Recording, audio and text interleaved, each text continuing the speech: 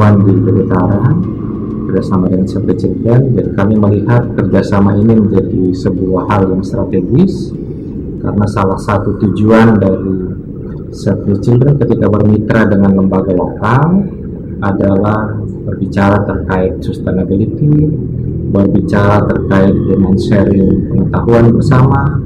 Kemudian yang terpenting adalah kita ingin meningkatkan kapasitas teman-teman lembaga lokal sehingga dari secara konten, kemudian keterampilan mengelola program bisa meningkat. Diharapkan bisa meningkatkan portofolio teman-teman di lembaga lokal sehingga secara kualitas menjadi lebih baik untuk organisasi ini. Nah, program ini kan tujuannya bagaimana memperkuat sistem perlindungan anak khususnya di sektor perkebunan alam. Nah, jadi ada beberapa pendekatan, beberapa strategi, mulai dari di tingkat kabupaten, di tingkat desa, di tingkat keluarga dan juga pemuda, gitu. Nah, secara output sih banyak capaiannya ya.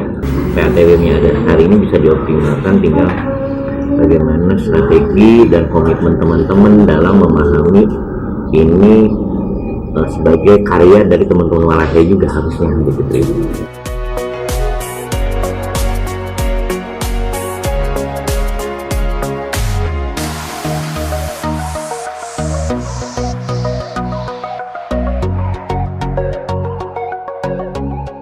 Selama ada namanya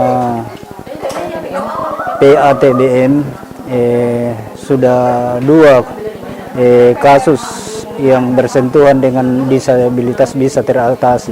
Insyaallah Bu, saya akan anggarkan sesuai dengan pekerjaan yang ada di lapangan nantinya. Terutama itu ATS-nya, anak tidak sekolah harus disekolahkan supaya program ini berjalan dengan baik dan sesuai dengan harapan masyarakat. Ada kasus anak disabilitas, ada masalah-masalah pemenuhan hak seperti BPJS, dan juga PATBM di Desa Bumi Harapan ini bukan hanya fokus ke anak, karena kalau kita fokus ke anak itu potensi juga ke orang tuanya, maka PATBM kemarin mengambil tindakan, kita bantu juga orang tuanya. Alhamdulillah ada beberapa orang tua yang sempat kita bantu juga. Semacam bantuannya itu ada 3 orang kemarin lansia yang sempat kami bantu juga terkait dengan kaki palsu dan kursi roda. Kalau untuk pekerja anak itu mungkin saya lebih sentuh kemarin karena dia masuk dalam kategori anak dan saya selesaikan 1 anak tidak sekolah, anak putus sekolah, dan alhamdulillah sekarang sudah sekolah. Alhamdulillah pekerjaan PATBM itu pekerjaan yang bagus sebenarnya dan sangat membantu pemerintah desa. Perlindungan anak terpadu itu mengatasi masalah-masalah anak yang ada di desa, kemudian melakukan pencegahan, kemudian memberikan masukan kepada masyarakat bagaimana pengasuhan positif dan sebagainya. Selama dengan pembentukan PATBM yang sudah tersebar ini, yang awalnya 64 dan kami dorong semenjak saya menjabat kepala dinas itu, kami kira-kira sudah hampir 100 sekarang PATBM. Tentu hal ini merupakan dukungan yang besar, terutamanya dari teman-teman Walahai dan Save the Children untuk mendorong paling tidak kualitas penanganan kasus-kasus perlindungan anak maupun pemenuhan hak anak di bawah. Tentu hal ini menjadi suatu kesempatan bagi kami dengan memberikan materi-materi yang baik dan peningkatan kualitas kader-kader yang dibawa. PATBM itu sangat membantu masyarakat ke pemerintah desa dalam rangka untuk memfasilitasi kebutuhan perempuan, anak, dan difabelnya, sehingga pemerintah ini agak ringan bebannya untuk melaksanakan kegiatannya.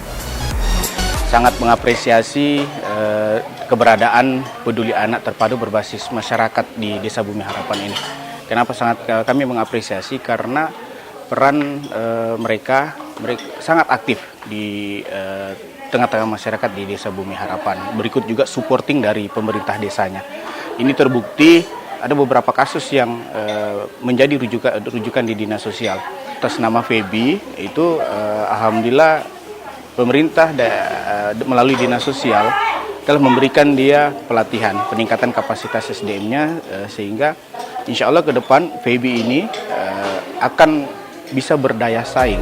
Oh iya, awal mulanya itu pihak PATBM konsultasi dengan Dinsos Kabupaten. Setelah itu Dinsos datang langsung ke rumah melihat keadaannya Febrianti, apakah memang berhak ini anak dibantu atau bagaimana.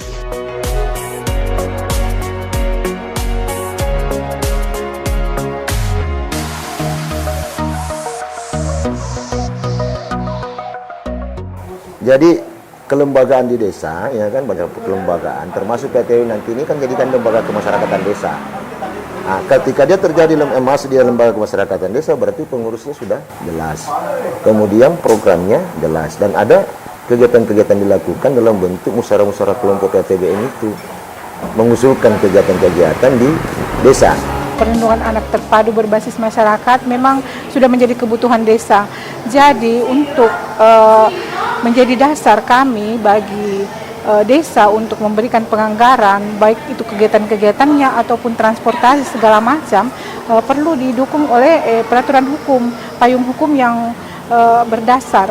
Makanya itu kami mencoba menyusun perbuk kelembagaan dan salah satu kelembagaan itu kami masukkan PATBM itu.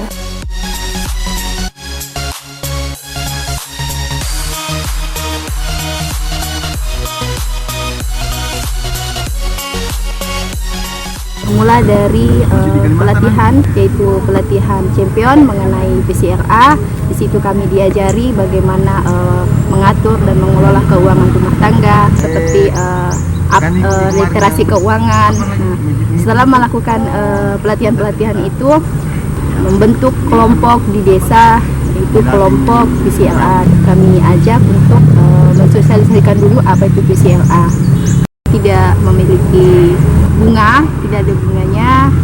Terus kegiatan menabungnya itu terstruktur, ada organisasinya di dalam, ada ketuanya, ada juru tulisnya, dan ada beberapa anggota lainnya. Ibu-ibu diajak belajar berorganisasi, bagaimana meluapkan pendapat di depan umum dan bagaimana berbicara lebih tertata lagi. Paling tidak dengan upaya ini memberikan pembelajaran atau semacam materi-materi untuk bagaimana upaya mendorong literasi menabung pada perempuan. Tentu hal ini akan kita replikasi. Kita akan sebarkan, walaupun ada pembinaan di beberapa desa yang sudah dilakukan teman-teman dari Save the Children maupun OLAC itu. Tentu ini harapan yang ke depan kami inginkan tetap didampingi sampai betul-betul berhasil sama dengan program penanganan PATBM ini. Saya kira itu yang kami harapkan.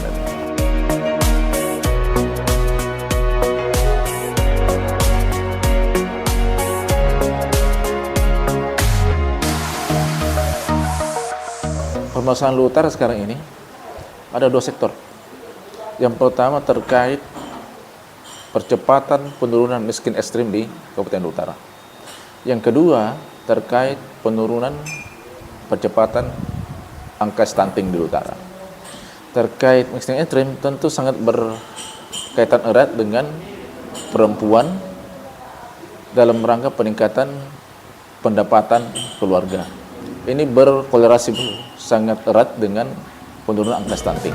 Kalau Bapelitbangnya namanya perencana, kan? Jadi dia perencana, dia yang menentukan program kegiatan semua SKPD, termasuk dengan kegiatan KLA itu. Jadi kita supportinya full. Itu udah direncanakan, udah masuk di dalam dokumen, masuk semua di situ. Baru di dalam perencanaan kita sudah link dengan RKPD. Itu artinya program kegiatan yang kita sudah rencanakan betul-betul masuk secara optimal.